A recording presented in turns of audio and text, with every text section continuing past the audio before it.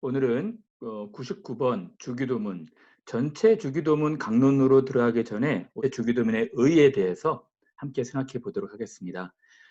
우리에게 기도를 가르쳐 주고자 하나님이 주신 지침은 무엇입니까? 하나님의 모든 말씀이 유용하지만 그리스도가 제자들에게 가르쳐 주신 기도가 특별한 지침이 되며 보통 주기도라고 합니다. 오늘 우리가 이제 기도에 대해서 계속 살펴볼 텐데요. 내일부터는 하나씩 강론에 들어가서 살펴보도록 할게요. 오늘은 주기도문 전체를 다시 한번 생각해 보는 시간을 갖도록 하겠습니다. 저는 우리 우정자매나 주은 형제 이 젊은 나이 때 고민이 참 많았어요. 고민이 많아서 여러 인생에 대한 책들도 많이 읽고 좀 방황하는 시기도 있었거든요. 근데 제 고민은 몇 가지 질문이었던 것 같습니다. 첫 번째는 인생 전체를 걸고 따르고 믿어야 될 진리가 과연 있을까? 물론 저는 어렸을 때부터 신앙생활을 해왔지만 좀 인생의 방황기 때 참된 진리에 대한 갈구함이 있었던 것 같아요. 진짜 인생 전체를 걸 수 있는 그런 진리가 있을까? 진리는 변하지 않는 것이지 않습니까? 변하지 않는 것이 진리입니다. 예를 들어서 태양이 뜨고 지는 것은 진리죠. 낮과 밤도 진리겠죠. 변하는 것은 진리가 아닙니다. 변하지 않는 확고부동한 진리가 있을까? 그럼 너무 좋겠다라는 생각들을 많이 하게 된 것 같아요. 두 번째로는 후회 없는 삶을 살고 싶었습니다. 어떻게 해야지 이 한 번 살아가는 인생, 짧은 인생, 청년, 장년, 중년, 노년의 삶을 살 텐데 노년에 죽기 전에 '아 참 내가 후회 없는 삶을 살았구나.'라는 그런 고백을 할 수 있을까? 그런 것에 진지한 고민이 있었던 것 같아요. 세 번째는 이런 후회 없는 삶을 살기 위해서는 어떤 삶을 바라고 어떤 삶을 소망하며 살아야 될까? 무슨 꿈을 꿔야 될까?'라는 질문이 있었던 것 같습니다. 근데 이런 질문은 저만 하는 것이 아니라 모든 사람들이 다 하는 공통적인 질문일 거예요. 우리 세대나 앞선 세대도. 앞선 세대의 많은 철학자들도 똑같은 질문을 하고 있었죠. 대표적인 철학자 임마누엘 칸트도 비슷한 질문을 했던 것입니다. '나는 무엇을 어떻게 인식하며 살아갈 수 있을까? 나는 어떻게 행동해야 될까? 나는 무엇을 소망하며 바라야 될까?' 이런 고민들이 있었던 것 아니겠습니까? 이러한 질문들을 성경에서 너무 명확하게 얘기를 해 주고 있는 것입니다. 우리가 믿어야 될 것이 무엇인지, 그러니까 변하는 세상에서 불변하는 진리가 무엇인지 그 진리에 대한 믿음을 가르쳐 주고 있죠. 그리고 어떻게 살아야 될지, 삶의 규범, 삶의 기준, 삶의 윤리에 대해서도 명확하게 가르쳐 주고 있는 것입니다. 그리고 우리가 무엇을 바라며, 무엇을 꿈꾸며, 무엇을 소망하며 살아야 되는지도 명확하게 얘기해 주고 있어요. 그래서 믿음, 사랑, 소망에 대해서 얘기해 주고 있지 않습니까? 그럼 첫 번째로 우리가 믿어야 될 것이 무엇일까요? 변하는 세상에서 불변하는 확고부동한 진리에 대한 믿음을 가져야 되지 않겠습니까?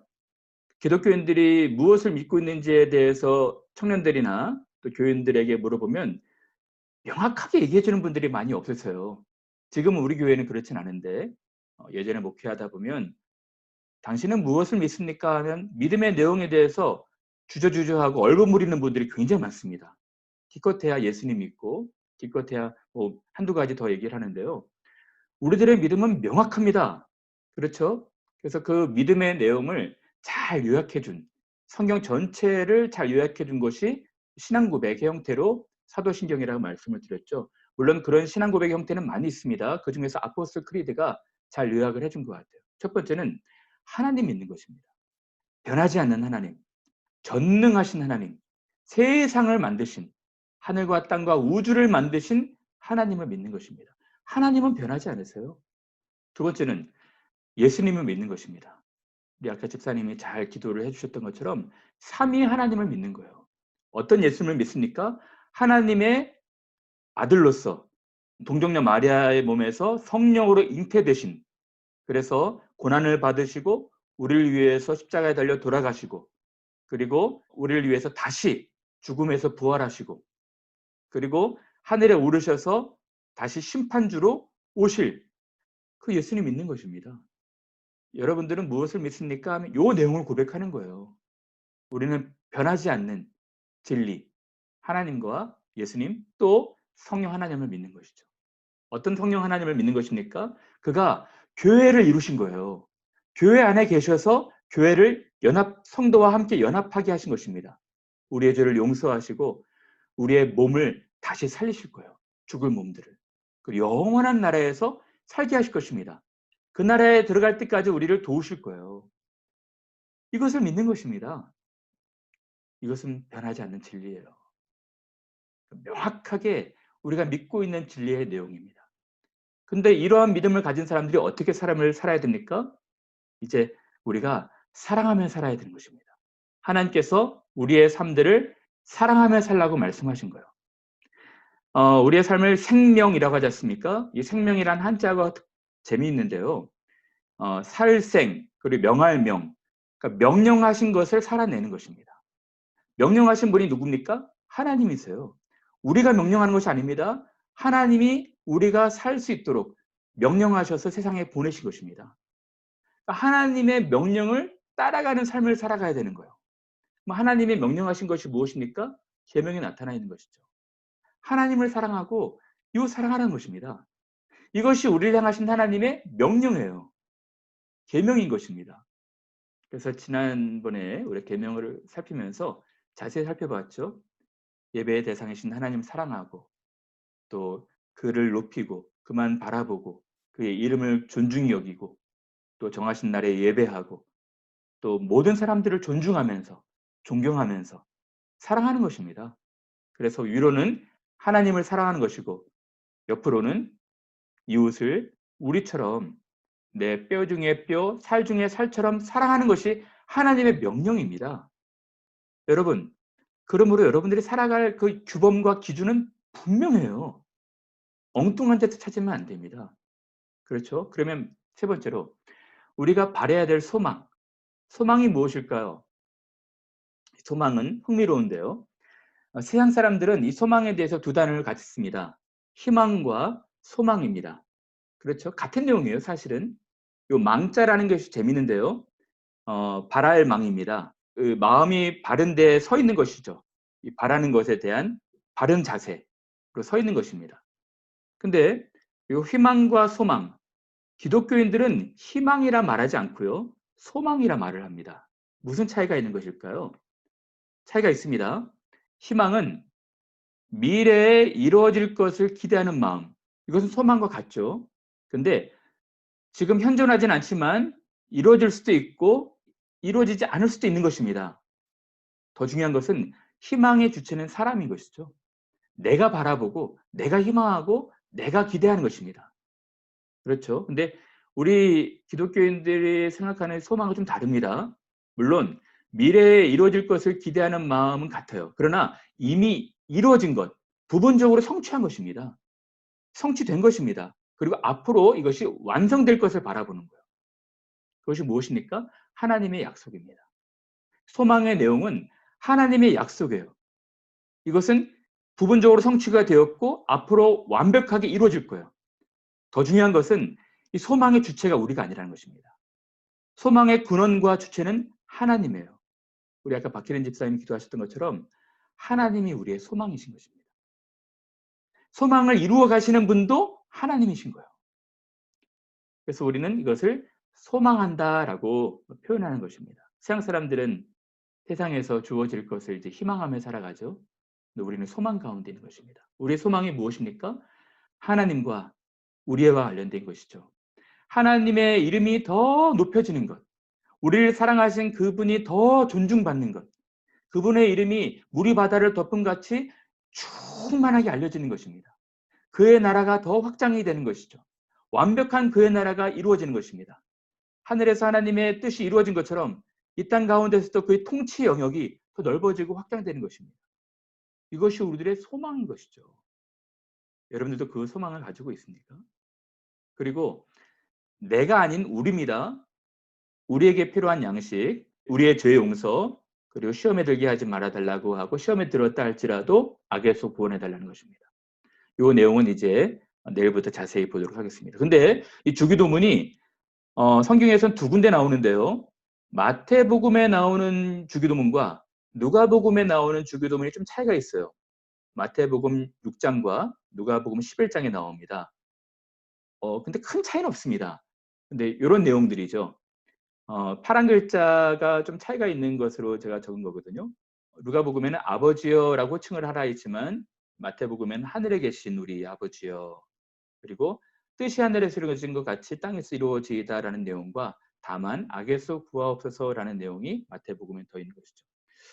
왜 이런 차이가 있을까요? 결론적으로 말씀을 드리면 예수님께서 이 기도를 가르치신 시점이 다르고 대상도 다르고 목적도 다릅니다. 내용은 같지만 조금의 이 차이를 보이게 되는 것이죠. 그 내용을 제가 잠시 좀 설명을 드리겠습니다. 이 마태복음과 누가복음의 주기도가 조금 다르거든요. 첫 번째는 이 시점이 다릅니다.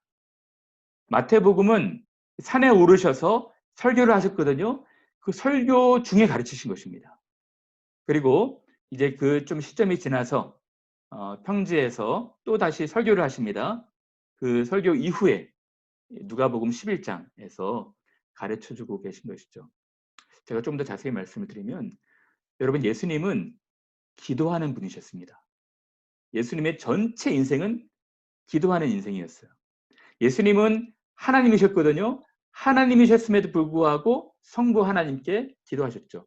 그의 첫 공생의 처음부터 돌아가실 때까지 기도하신 것입니다.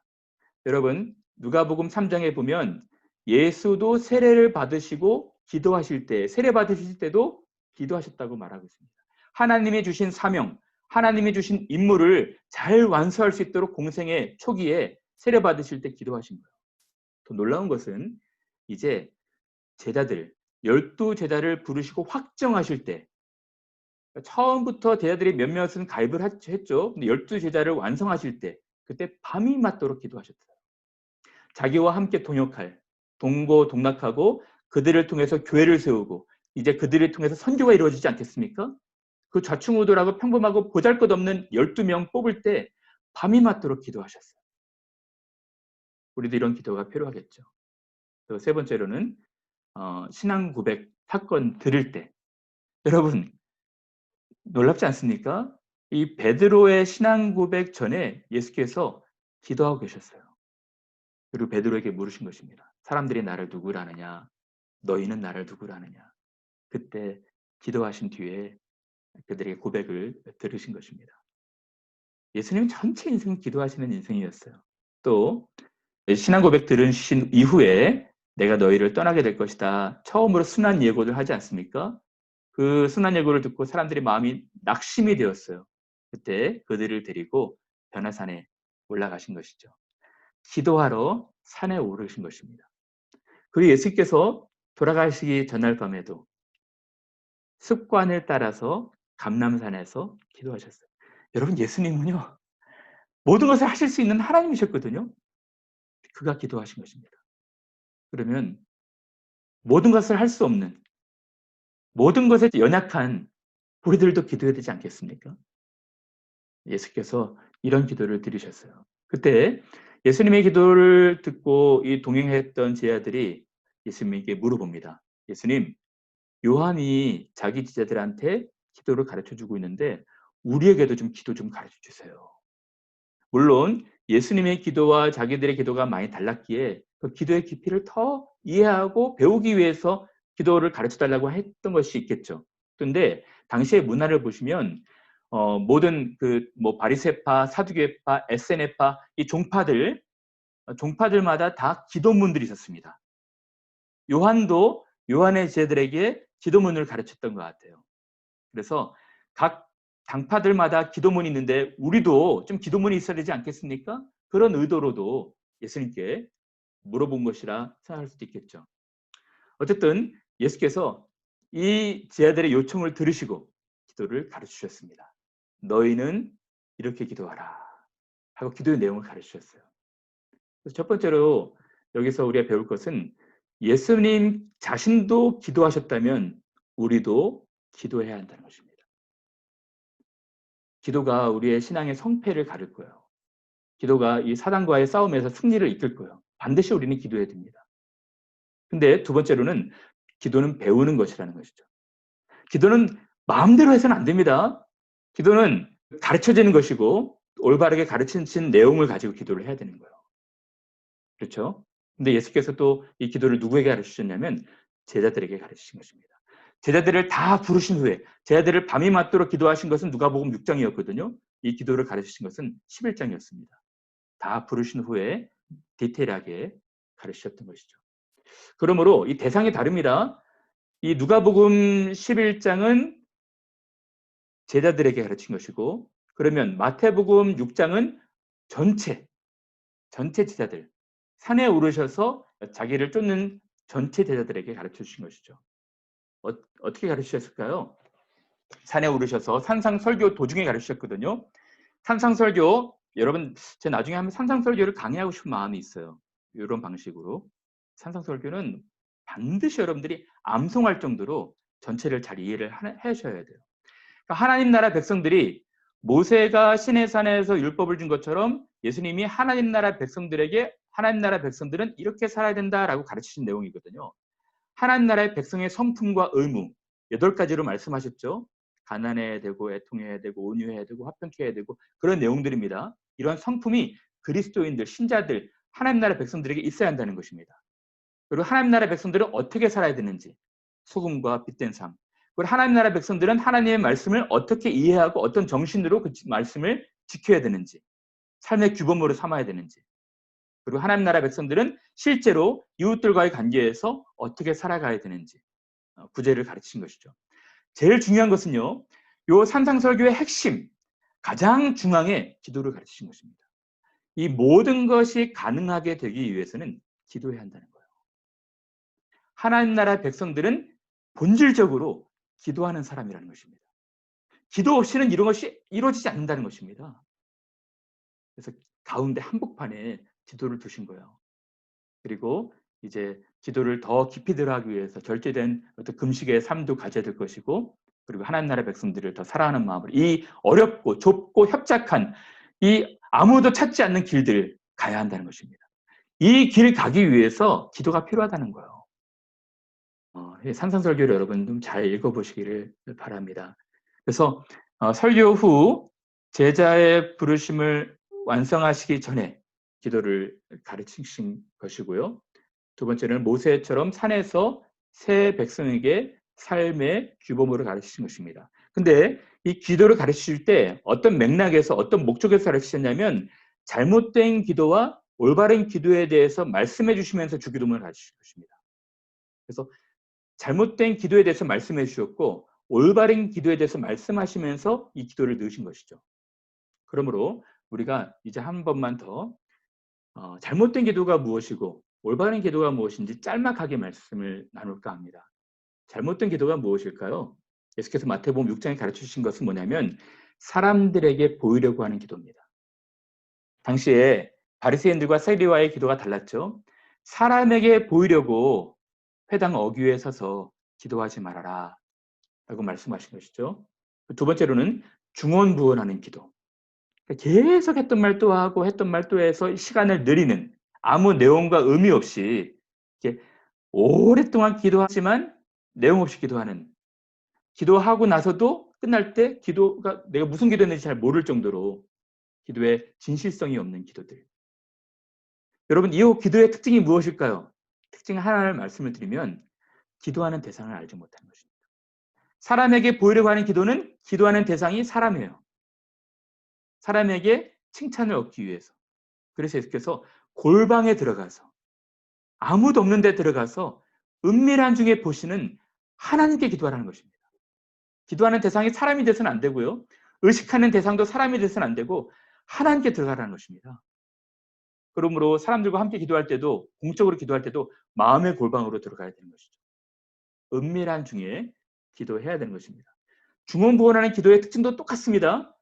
기도하는 대상의 성품을 알지 못하는 것입니다. 기도하는 대상이 누구신지 그분이 어떤 분이신지 성품을 잘 알지 못하는 거예요. 그렇기 때문에 말을 많이 하여야 들으실 줄을 아는 것입니다. 근데 기도하기도 전에 우리 하나님은 우리의 필요를 다 아시는 거예요. 꼭 시간을 많이 들이지 않아도 괜찮습니다. 자기의 마음을 정직하게 진실하게 간절하게 아뢰면 되는 거예요. 그러므로 올바른 기도가 무엇일까요? 올바른 기도는 똑같습니다. 기도의 대상을 인식하는 것이죠. 지금 내가 드리고 있는 우리의 기도를 들으시는 대상이 누군지 분명하게 인식하고 그 기도로 들어가는 것입니다. 그래서 신자의 기도는 좀 달라야 되는 거예요. 기도하는 대상에 대한 인식, 아버지 하나님에 대한 인식을 하는 것입니다. 나의 필요를 다 아시고 나의 그 마음 상태를 잘 아시고 나의 상황도 아시고 나의 연약함도 알고 계시고 모든 것을 알고 계신 그 아버지 하나님을 의지하고 들어가는 것입니다. 너희는 이렇게 기도하라. 하늘에 계신 우리 아버지여. 이 관계를 믿고 들어가는 것입니다. 이것이 너무너무 중요한 것이죠. 기도의 내용은 제가 내일부터 자세히 말씀을 드리도록 하겠습니다. 이제 적용하고 마칠까요? 오늘의 적용이 무엇일까요? 두 가지인데요. 첫 번째는 주기도를 통해서 우리의 소망을 점검해야 됩니다. 많은 사람들이 희망하며 살아가요. 기독교인들도 세상 사람들처럼 꿈꾸고 세상 사람들처럼 헛된 것을 추구하고 그것을 희망하며 살아서는 안 됩니다. 우리는 소망이 있는 삶을 살아가는 것입니다. 의인의 소망은 즐거움을 이루어도 악인의 소망은 끊어지는 것입니다. 두 번째로 주기도를 통해서 올바른 기도를 드려야 됩니다. 여러분, 기도는 배우는 것입니다. 그냥 마음대로 하는 것이 아니에요. 물론 성령께서 우리가 마땅히 빌 바가 무엇인지 가르쳐 주는 것이죠. 그러나 기도는 우리 내일부터 하나씩 하나씩 우리가 어떤 기도를 어떤 마음 상태로 어떤 목적을 가지고 기도해야 되는지 배워야 되는 것입니다. 모든 기도와 간구를 하되 성령 안에서 기도하고 깨어 구하기를 항상 힘쓰며 우리를 위해서 기도해야 되는 것입니다. 내가 아닌 우리. 이제 문제를 읽고 마치겠습니다. 문제는 우리의 기도를 가르쳐주고자 하나님이 주신 지침이 무엇입니까? 하나님의 모든 말씀이 유용하지만 그리스도가 제자들에게 가르쳐주신 기도가 특별한 지침이 되며 보통 주기도라고 합니다. 여러분들이 은혜의 방편인 기도를 잘 사용하셔서 하나님과 소통과 교제를 더 깊이 이루시고 하나님의 은혜 가운데서 더 풍성한 삶을 살아가는 귀한 분들 되시기를 바랍니다. 감사합니다.